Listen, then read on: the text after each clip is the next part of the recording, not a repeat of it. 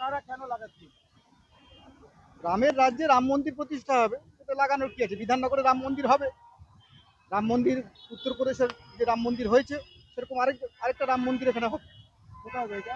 এটা বিধাননগরই হবে।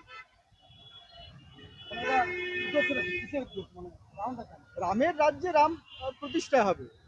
রাম চাইছেন তাই হবে। রামের মন্দির হবে, রাম রাজ্য প্রতিষ্ঠা হবে। কবে হবে? এটা আমাদের ভূমি পূজন এবং শিলান্যাস আমরা করব আগামী 26শে মার্চ রামনবমীর দিন সকাল 10টায়। অনেকে জমি দেবার জন্য আগ্রহ প্রকাশ করেছে, অনেকে নির্মাণ সামগ্রী দেওয়ার জন্য আগ্রহ প্রকাশ করেছে, অনেকে মূর্তি দেওয়ার জন্য আগ্রহ প্রকাশ করেছে।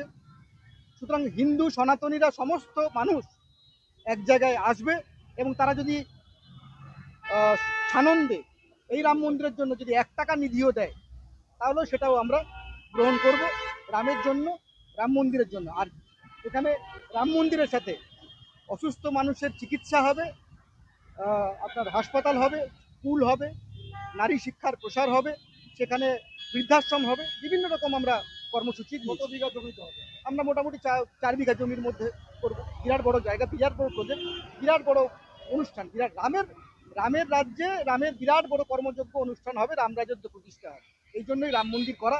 এবং যারা এই হিন্দু সনাতনীদের এই রাম মন্দিরের বিধাননগরে বিরোধ করবে তাহলে তারা বুঝতে হবে তারা হিন্দু বিরোধী, তারা সনাতনী বিরোধী, তারা হাসপাতাল, স্কুল, শিক্ষা, স্বাস্থ্য,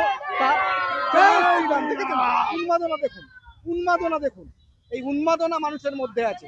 সুতরাং এই উন্মাদনাকে কাজে লাগাতে হবে, রাম মন্দির প্রতিষ্ঠা হবে।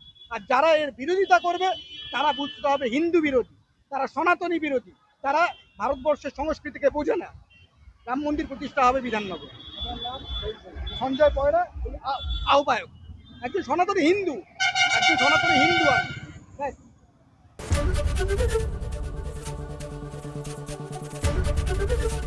एबीपी गंगा, खबर आपकी, जुबान आपकी।